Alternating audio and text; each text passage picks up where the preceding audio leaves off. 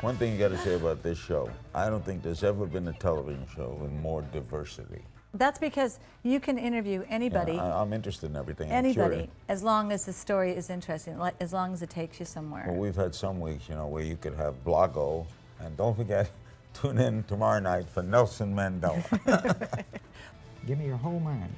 Yeah, I'm listening. Okay. I haven't heard the answer, but go ahead. That's because you haven't quit talking. That was a wild night there, wasn't it? I remember Al Gore saying that, and you can see it by the video, he sat right next to him, really close. He thought the closer he could get to him, the more it would upset him. Al was a champion debater at Harvard. Right.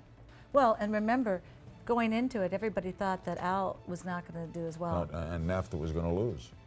And Clinton called the next morning and said, I owe you big time. Viewing a car apparently being driven by Al Cowling, one of O.J.'s oldest friends and a former teammate. I didn't know what it was. I saw that car in the control room, and I said, who's in the car? And they said, we think O.J. Simpson's in there. And then all of a sudden you have a hearing, he's got a gun to his head. And I don't know Los Angeles, so they've given me a map, and I'm following the route. He's driven through 2 counties, and we followed him all the way.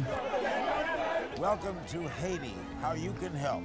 Mick Jagger, Jennifer Lopez, Ringo Starr, Seal, Ben Stiller, and many others are here to say thank you. It was the first time we'd ever done a telethon, and I remember when it first started, we had all these famous people with the phones. More people kept saying yes. We had to turn down huge guests for this, and it came up to almost 10 million. Very rewarding that night.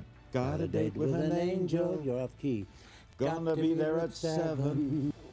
Goodbye. What? Why? I mean, how did that... I don't know. He was a good kisser. So maybe that's why you liked it, because he actually was a good kisser. It wasn't bad. Everybody gonna dance. Well, this has to be one of my favorites. This was so cool. Remember, they walked out at the end of the show. One of the biggest things of my life was Paul McCartney. I was talking, and Ringo walked up to him and said, hey, bloke. And Paul said, I'd like you to meet my friend Wendy. I thought, okay.